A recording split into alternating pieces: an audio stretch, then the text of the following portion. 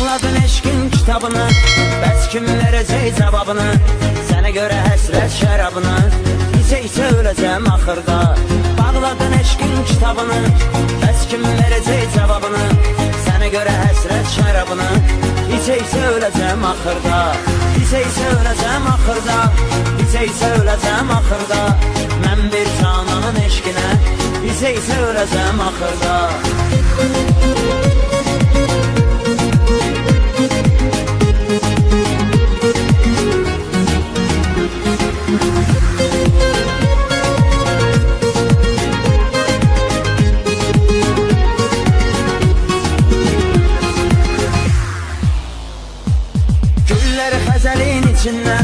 İsmini qəzəlin içindən, səni yüz gözəlin içindən, Sezə öləcəm axırda.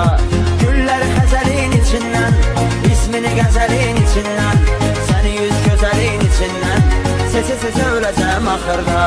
İsə öləcəm axırda.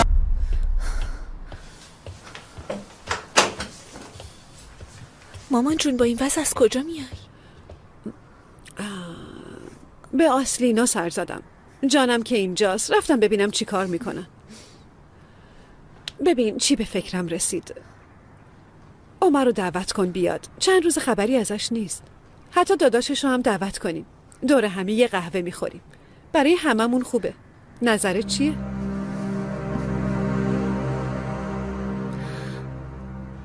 مامان ببخشید.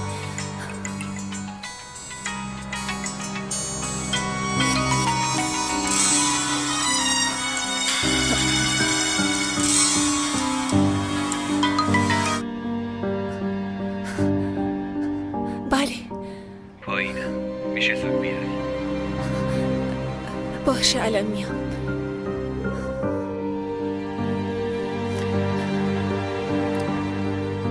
من باید برم، ولی خواهش میکنم امشب برام یه وقتی بذار که با هم حرف بزنیم. باز چه خبره لطیفه؟ واسه شب باشه؟ باشه.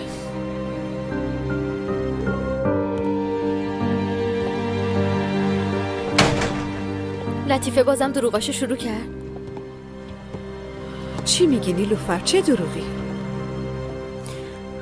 عمر دوست پسر لطیفه نیست مامان. چی؟ تو روم هم آشنا نشدن. عمر پلیسه، اون منو نجات داد. یه چیز دیگه، اون دختره که تو ماشین کنار بابا پیدا شد نامزد عمر بود.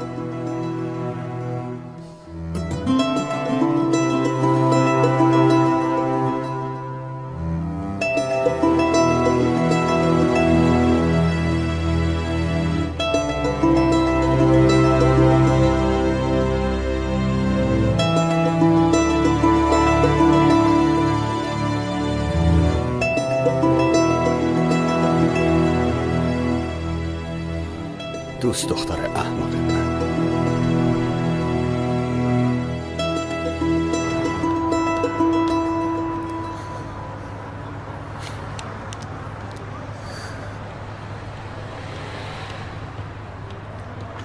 ممنون که اومدی. یه مطلب مهم هست که باید بهت بگم. گوش میدم. ماشینی که تو نیلوفر رو دزدیده بودن پلاکشو پیدا کردیم.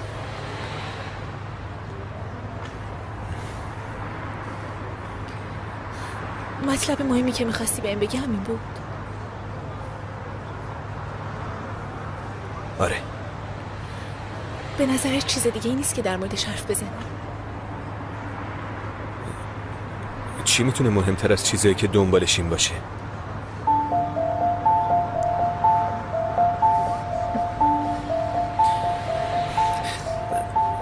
لطیفه گوش کن، میخوام یه چیز مهمتر بهت بگم. قاتل رو پیدا کردی یا الماسا رو؟ هیچ کدوم. ولی یه سرنخ مهم پیدا کردیم. با کمک تو هم میتونیم بهتر به نتیجه برسیم. عمر انگار من اشتباه کردم. انگار ما دوتا برای هم صادق نیستیم. واسه همین من یه تصمیمی گرفتم. دلیلش؟ خانوادم به من نیاز دارن. شرکت داره ورشکست میشه. دیگه باید بیشتر به اینا رسیدگی کنم. یه لحظه اینطوری توافق نکرده بودیم. خیلی چیزایی که فکر میکردیم بشه نشد. به نظرم بهتره هر کسی به کار خودش برسه.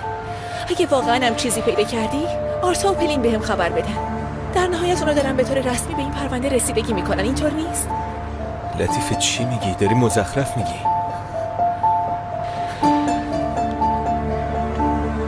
در ضمن متینم فهمیده که تو پلیسی. چی؟ مراقب خودت باش.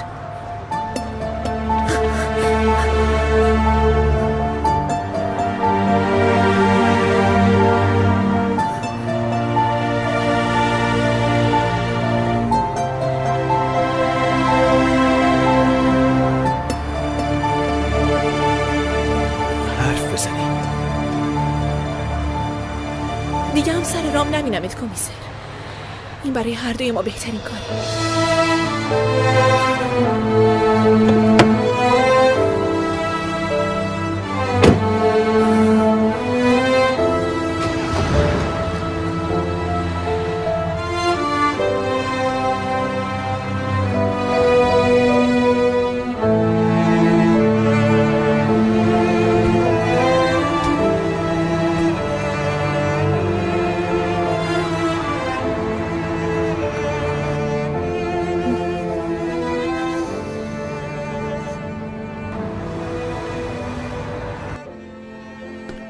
تو چی میگی نیلوفر؟ چطور ممکنه لطیفه منو فریب بده؟ یعنی با اون عمر منو فریب دادن؟ دست تو دست هم، چش تو چش. تازه اونم با نامزد دختری که کنار باباش پیدا شد. لطیفه منم شوکه کرد مامان. ما اونو یه آدم بی‌عیب و نقص میدونستیم، اون وقت خانم دروغگو از آب در اومد. منظور چیه نیلوفر؟ چیز دیگه هم هست که من خبر ندارم؟ این فیلم ثابت میکنه خواهرتون اونجور که باید نمیشناسی. بذار توضیح بدم. اینجا رومه. خواهر عزیزت اینجا داره پولشویی میکنه، یا به عبارت دیگه شغل شریفش انجام میده. محال لطیفه همچین کاری بکنه. تاریخشو ببین. دقیقاً روزاییه که تو رو دزدیده بودیم. خواهرت با عشقش رفته روم، داره پولشویی میکنه. من همینقدر میدونم. ولی اگه لطیفه دروغای دیگه ای هم گفته باشه یه روز اونا هم رو میشن، چون ما هیچ وقت پشت ابرا نمیمونه.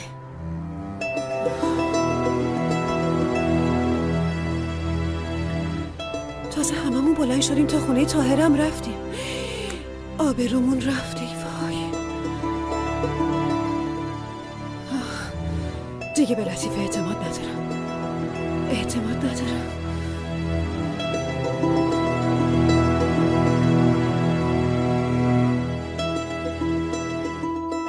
این برنامه ریزی ها عالی هن.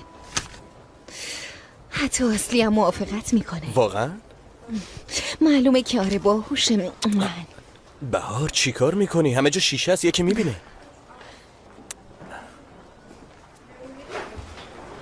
صبح بخیر. سلام. مزاحم که نشده؟ نه عزیزم، یه تو.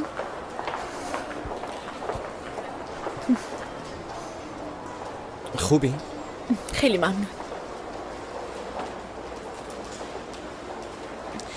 آقای من خیلی متشکرم. گزارش دست من باشه. حتما. پس فعلا با اجازت. خسته نباشی. شما هم همینطور. چی شده؟ بشین بگو ببینم. لطیفه چی شده؟ اتفاقی برای عمر افتاده؟ آره. چی شد؟ تموم شد. چی تموم شد؟ حق با تو بود. هیچ حسی نسبت به من نداره.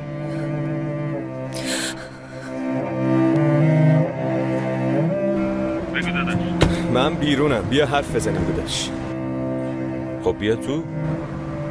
داداش نیام بهتره اون علی. میبینه نمیخوام چیزی بشه که تو هم به درد سر بیفتی. بیا بیرون حرف بزنیم.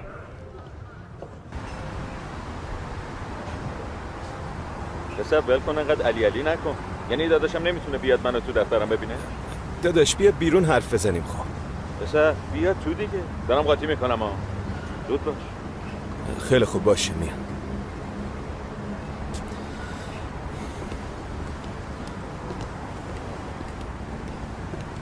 سال 2001 فروشنده یه مغازه رو کتک زده. سال 2003 با چتری که تو دستش بوده به یه روزنامه نگار حمله میکنه و طرفو میفرسته بیمارستان.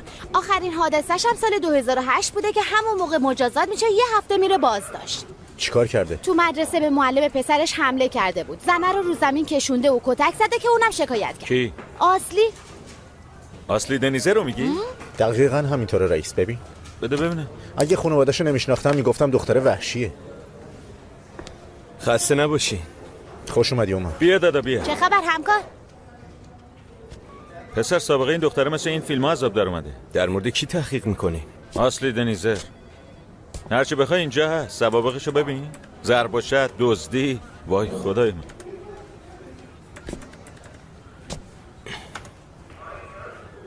تو چه کار کردی؟ از لطیفه بگو. وقتی موضوع خواهرشو فهمید چی گفت؟ کمکمون میکنه؟ لطیفه دیگه نمیخواد من دخالت کنم. با خودتون صحبت میکنه. پسر من که نمیفهمم. مگه شما رومئو و ژولیت نبودین؟ مگه همش با هم نبودین؟ حالا چی شد؟ چون در مورد خواهرشون حرفا رو زدی عصبانی شد؟ به حرفم گوش نداد داداش. میخواد از این به بعد همه چی با روال قانونی و درست پیش بره. منم همینو میخوام. باشه خیلی خوب. دخترم اینا رو واسه من کپی بگیر. اون پرونده رو هم برام بیار. بعدش ببین اگه توضیحاتی یا بازجویی شده همه رو به این پرونده اضافه کن. این چیزا رو من باید بهتون یاد بدم. ای بابا. رئیس ما یه چرخی بیرون بزنیم برمیگردیم.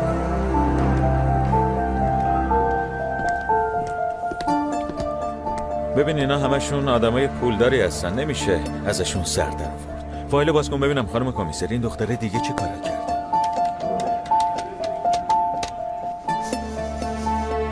چه میدونم، همش پیشم بود. نگاه کردنش به من، خنده هاش، همه رو اشتباه متوجه شدم. هرچی بهش فکر میکنم بیشتر عذاب میکشم. یعنی چی که داری میگی بیشتر عذاب میکشی؟ تو رو خدا تمومش کن، به خودت بیا. آخه عمر دیگه کیه؟ حتی ارزش اینم نداری که لحظه بهش فکر کنی. دوست خوشگل و عزیز من، تو اگه متوجه خوشگلی و خوبی خودت باشی شاید اون موقع هم بفهمی که چه نگاه‌های دیگه دنباله. بهار چرت و پرت نگو. کی به من نگاه میکنه؟ هیچ کس نگاه نمیکنه. آقای لونت همش لطیفه میگه، از زبونش نمیافته. لونت کاشونی که اسمم از زبونش نمیافته عمر باشه. لطیفه احمق، دهنتو ببند. یکم خفه شو، اینقدر بهش فکر نکن.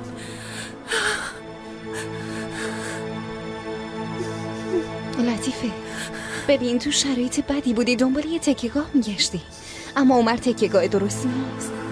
آخرش تو عذاب میکشی. من کنارتم، باشه؟ همیشه کنارتم. ممنون که به حرفام گوش دادی. برم به کارم برسم. تو جلسه میبینمت. باشه میبینمت. فعلا.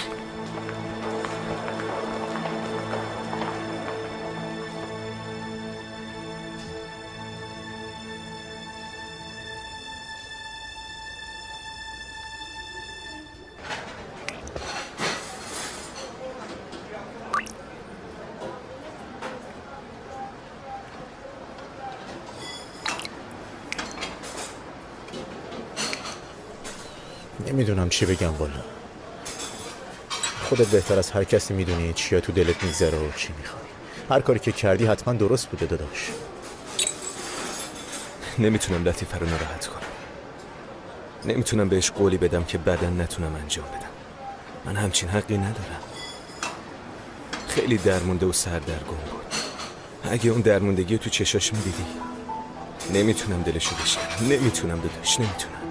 خب میخوای چی کار کنی؟ یعنی همون کاری که لطیفه گفت میکنین، دیگه همدیگه رو نمیبینین؟ چاره دیگه ای ندارم. به نظرم حق با لطیف است. نمیدونم چی بگم والا، کاش اینطوری نمیشد. خیلی ناراحت شدم. منم. زندگی چقدر عجیبه پسر. اونو خیلی کم میشناسم، ولی حسابی بهش عادت کردم. یه دفعه ولم کرد. ولی به نظرم حق با لطیف است. دیگه همدیگه رو نمیبینیم هیچ وقت.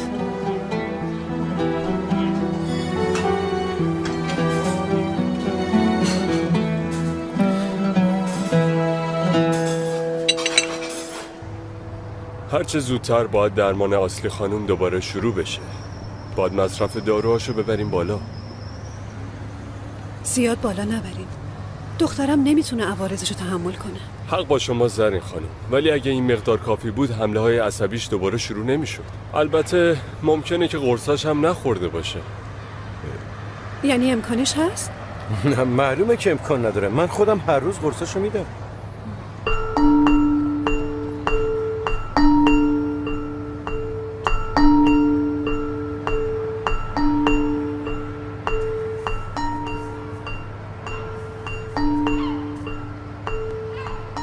اگه بخواید میتونیم اصلی خانم رو تو کلینیک بستری کنیم، یه مدت تحت نظر باشه تا زودتر به نتیجه برسیم. نه، وقتی میره کلینیکو برمیگرده حالش بدتر میشه. من فکر میکنم با درمان مناسب خوب میشه. بازم تو خونه به درمانش ادامه بدیم. باشه، هر طور که شما مایلی. روز بخیر. روز بخیر. خیلی ممنون.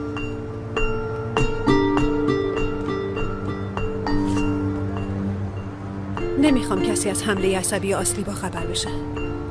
داروهاشو بخوره تا فردا بهتر میشه. حاضرین؟ زودتر بریم جلسه. یالا. باید بگیم شوهر اول اصلی هم بیاد. معلومه به خاطر خشونت از هم جدا شدن. همگی خسته نباشی. رئیس داداش، من رفتم. بعدم میبینمت. باشه به سلامت. وایسا ببینم. گوش کن.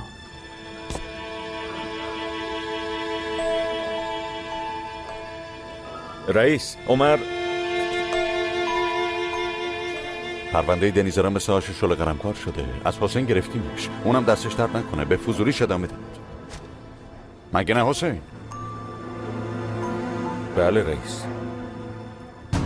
این دوتا رو با اینکه اخراجشون کردم و پرونده رو ازشون گرفتم، عین خیالشون هم نیست. نه خواب دارن نه خوراک. همش به شما خبر میرسونن، مگه نه؟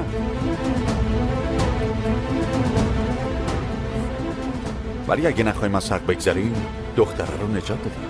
حالا که انتقالی میخوای و دست بردارم رسی، باشه بمون. شاید یه فایده ای هم برای من داشته باشه. یه حدیدی ترفی گرفتم. جدی رئیس؟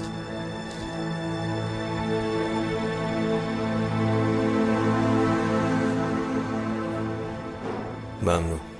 ولی باید عاقل باشی. کاریو که بهت میدن انجام میدی. کاری نکن من تو درد سر بیافتم. نگران نباش، مشکلی پیش نمیاد. خوبه. خب ببینم چی پیدا کردیم. توضیحاتی که دنیزه رو در مورد شب قتل داده بودن رو دوباره بررسی کردیم. به نظر ما از اصلی دنیزه رو بقیه افراد خانواده دوباره بازجویی کنیم. در ضمن 2 تا عکس هم از طریق چهره نگاری در اختیارمون هست. چهره متین و هر 2 تا خواهر متفاوت توصیف کردن. ماشینی که باش نیلوفر و لطیفه دنیزه رو دزدیده بودن از طرف شرکت خودشون اجاره شده بود.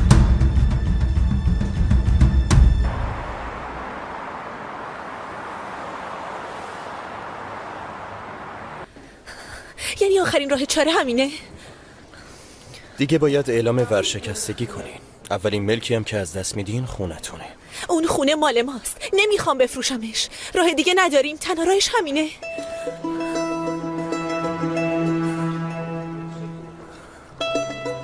لطیفه خانم، دیدن ناراحتی شما بیشتر از این منم ناراحت میکنه، باور کنی. خب پس یه راه دیگه پیدا میکنیم آقای لوند، چون نمیخوام خونه رو بفروشم.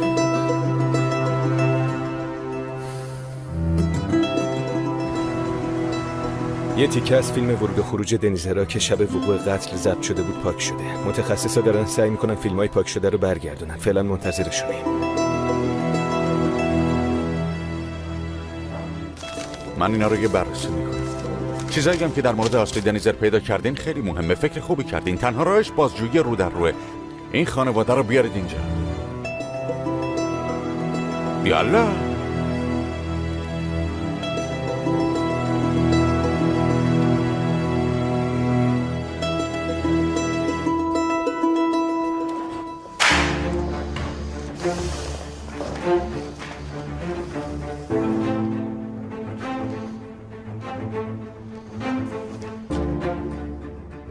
داداش، منم علی.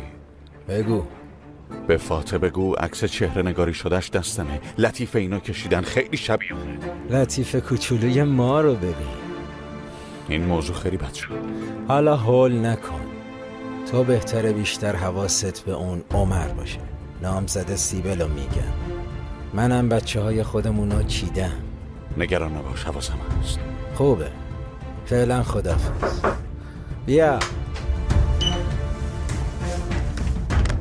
سلام عمو جان. اوه آقا متین، خوش اومدی. چشم به راحت بودی. الان داشتم بهت فکر میکردم. پیش خودم گفتم بیاد آخرین خبرها رو بده. خیر باشه. تو میدونی خیره یا شره، تو باید بگی. عکس چهره نگاری شدت که دست به دست میشه. چیزی گیرشون نمیاد. من لطیفه رو تو مشتم دارم، تو نگران نباش. هیچ وقت از این بیخیالی و خونسردی تو خوشم نیومد. حسم میگه یه اتفاقی افتاده. ببین اصلا آرامش ندارم. حتما یه گندی بالا آوردی و الانم داری ماسمالی میکنی. این نفع آتویی که دستم دارم خیلی مطمئنه. چه آتویی؟ بگو بدونیم. چیزی نیست که بشه گفت. باید تماشا کنی. خب کی قراره تماشا کنی؟ به زودی زود. یادت نره این تنها راه نجاتته. اگه از دستش بدی راه برگشتی نداری. حواسم هست. خوبه.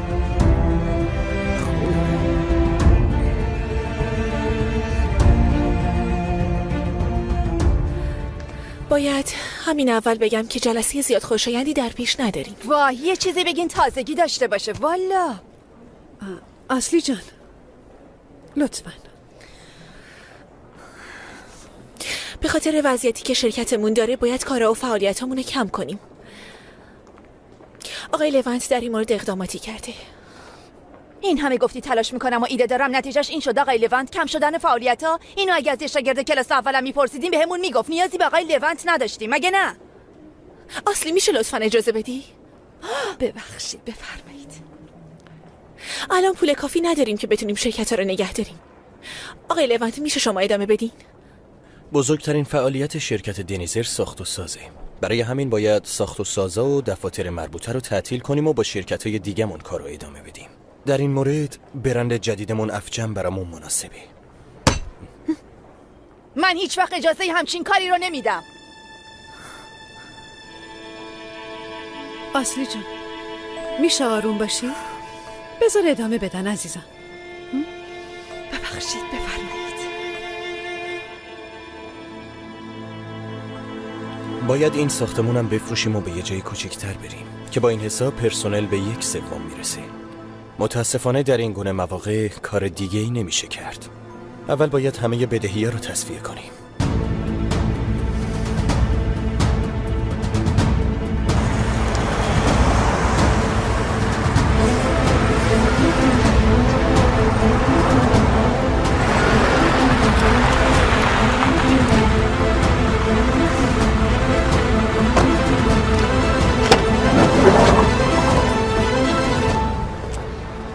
با افرادمون حرف زدی؟ مشکلی که نیست. نه مشکلی نیست. از 1 تا 3 بشماری ماشین میرسه اینجا.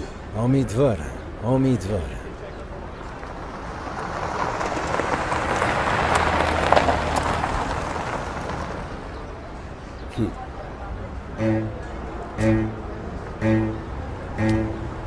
مراقب باشید. با احتیاط تحویل اتاق عمل بدید.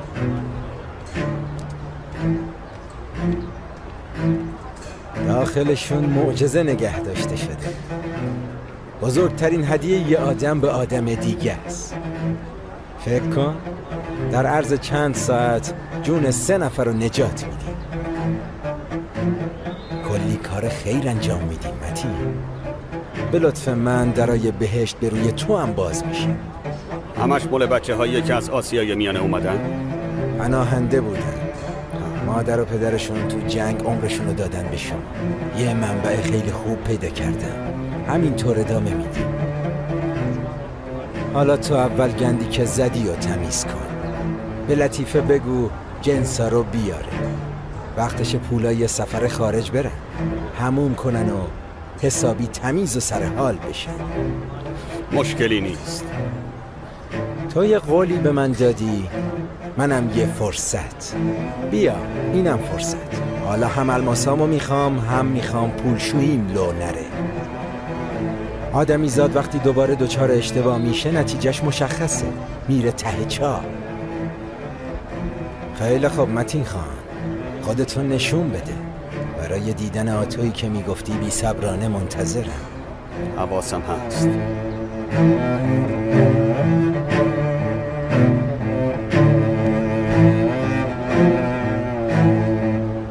تا حالا کدوم کار درست انجام دادی که این دومیش باشه؟ تازه دروغگو هم که هستی، دیگه نمیتونی اینجا کسی رو گول بزنی. منو که اصلی من سعی میکنم حداقل یه چیزایی برای خودمون بمونه. تو یه دروغگویی. حرفاتو باور نمیکنم.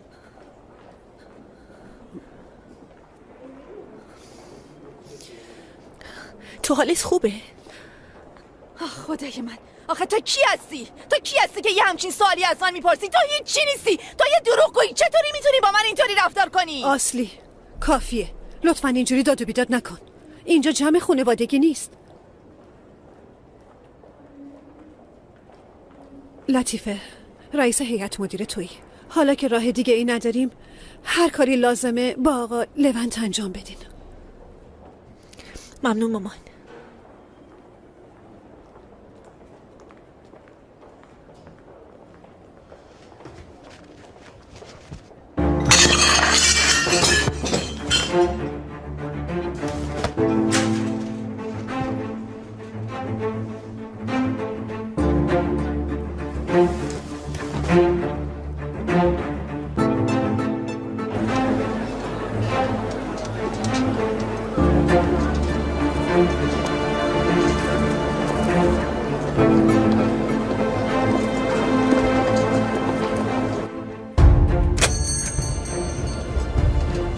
بفرمایید. خسته نباشین. ممنون. کمیسر عمر دمیر هستم از اداره پلیس. در مورد تکه الماسی که چند روز پیش میخواستن بفروشن چند تا سوال داشتم ازتون. من بازجویی شدم. شاگردم خریده بود که هنوزم تو بازداشته. تا الان بازداشتش تمام نشده. میدونم. اون کسی که قصد داشت الماسو بفروشه قبلا اینجا اومده بود؟ شاگردتون میگفت قبلا اونو ندیده. یا طرف کسی رو میگیره یا از یکی ترسیده و حرف نمیزنه. منم چندین بار پرسیدم از کی خریده. گفت نمیشناسمش. برای اولین بار دیدمش. چرا به من نگفتین دچار حمله عصبی شده؟ ما هم تازه فهمیدیم لطیفه. از دیروز اینطوری شده. چی کار کنیم؟ نگو که ببریمش کلینیک. دیگه اصلی رو نمیفرستم جایی که دوست نداره. بابات سالها دخترمو به زور تو بیمارستان نگه داشت. چند سال اینطوری نشده بود. همینطوره مگه نه؟ وگرنه به من میگفتین. 2 سال آخر خیلی خوب بود. اصلا دچار حمله نشد. پس چرا یهویی دوباره شروع شد؟ ممکنه به خاطر فوت بابا باشه؟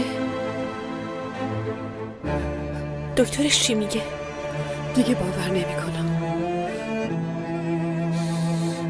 گفته بودم این بیماری میگذره و حالش خوب میشه، ولی دیگه خوب نمیشه. دخترم هیچ وقت خوب نمیشه.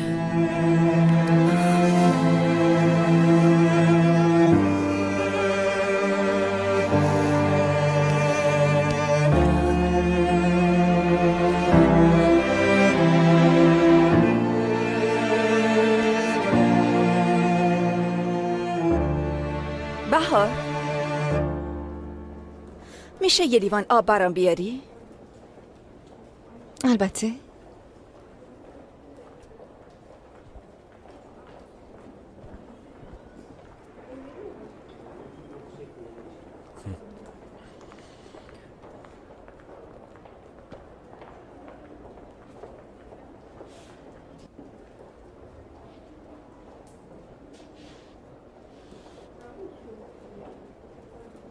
چیه هول شدی؟ نه. چیزی هست که باعث بشه هول بشم؟ من از چشای یه مرد میفهمم چشه. فکر کردی من احمقم؟ آسلی خانم، من نفهمیدم. خوشم نمیاد اینطوری نگام کنی. یالا زود باش بگو.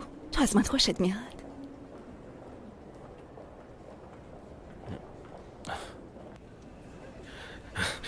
از اینکه سر هیچ و پوچ تو درد سر افتادم بسوزم یا واسه اون همه پولی که شاگرد احمقم داده؟ تو این ماجرا من خیلی ضرر کردم.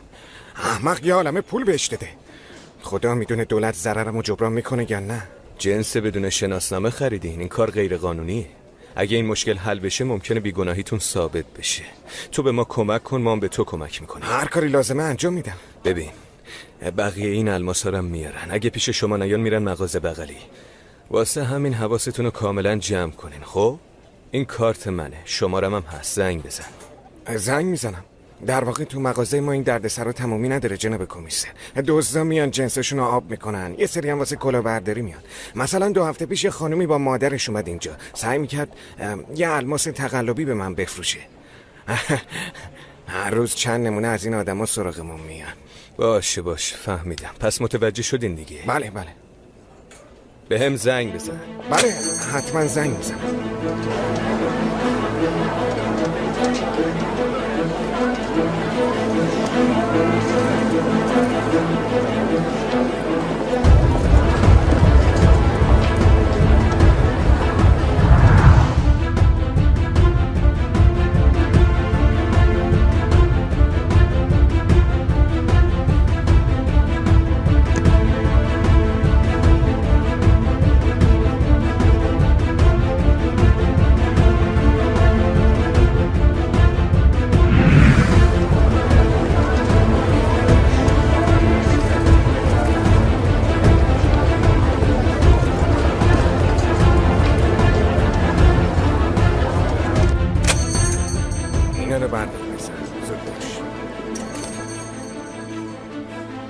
کمیسر چیزی رو فراموش کردی؟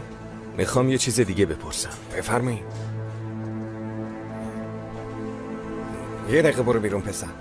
چشم.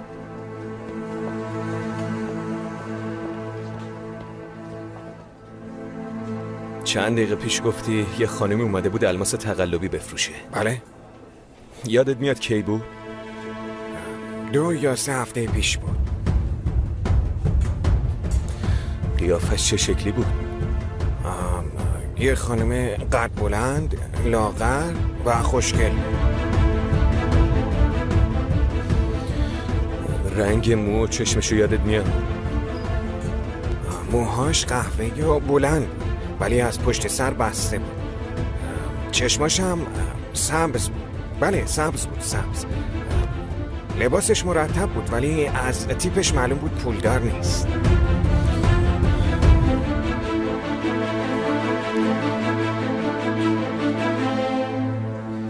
همین دختر بود؟ بله همینه، خودشه. بله خودشه. مطمئنی؟ دوباره نگاه کن. من قیافه آدم ها رو به این زودی ها فراموش نمی کنم. حتی یه خانم مسنم همراهش بود، مادرش بود فکر کنم. مادر مسنش هم این بود؟ بله خودشه. باندو پیدا کردی؟ چی داری میگی تو؟ حرف بدی زدم جناب کمیسر. من میخواستم به شما کمک کنم. معذرت میخوام. مهم نیست. تنتون سلامت. میشه همه چی از اول تعریف کنی؟ مغازه رو تازه باز کرده بودم. شاگردم رو فرستاده بودم بره کارگاه برام جنس بیاره.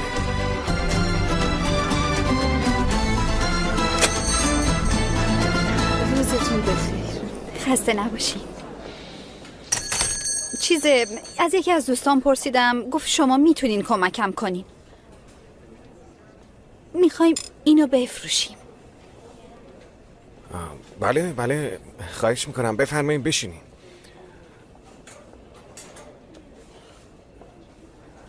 فقط اگه اجازه بدین یه نگاهی بهش بندازم. بله حتما بفرمایید. این الماس شناسنامه هم داره؟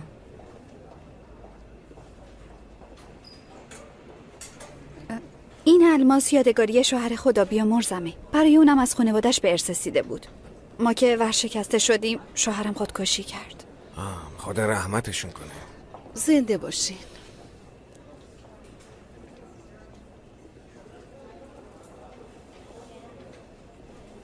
بدهیاشم افتادن گردن من. طلبکارا صف کشیدن. باید هرچه زودتر اینو بفروشم.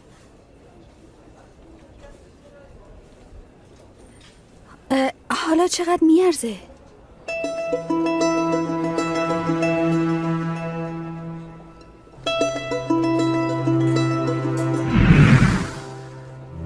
همین که الماس روی میز دیدم فهمیدم تقلبیه. ولی بازم برای اینکه مطمئن بشم نگاه کردم.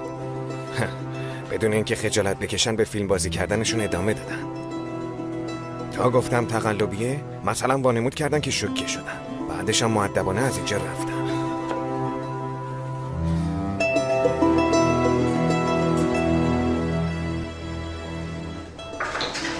لطیفه خانم ببخشید. بگو دیلا. از اداره پلیس اومدن، فرستادمشون اتاق شما. چرا اومدن؟ نمیدونم زرین خانم. میرم ببینم چی شده مامان جون، نگران نباش.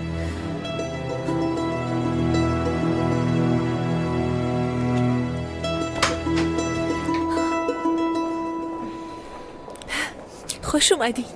سلام. ممنون. خوش باشید. چرا وایستادین؟ لطفاً بفرمایین بشین. نه ممنون، اینجوری راحتیم.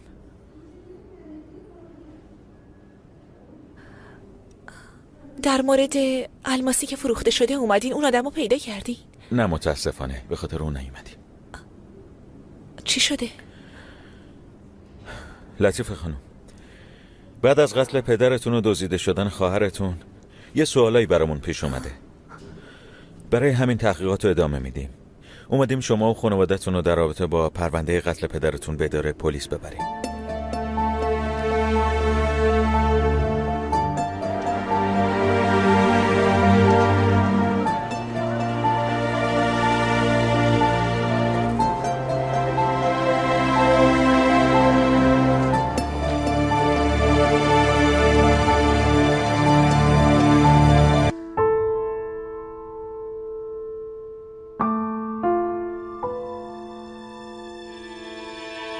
در مورد اون شب از همه بازجویی کردیم، یعنی اون بازجویی کافی نبود؟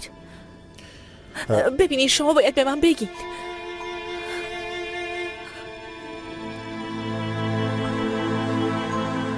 راستش گفتنش سخته، ولی یکی از اعضای خانواده‌تون دروغ میگه. کی؟ لطیفه خانم، شما کمک کردین و خواهرتون رو نجات دادین، ولی نمیتونیم تا زمانی که از همه بازجویی نکردیم به شما اطلاعات بدیم. متوجه شدم.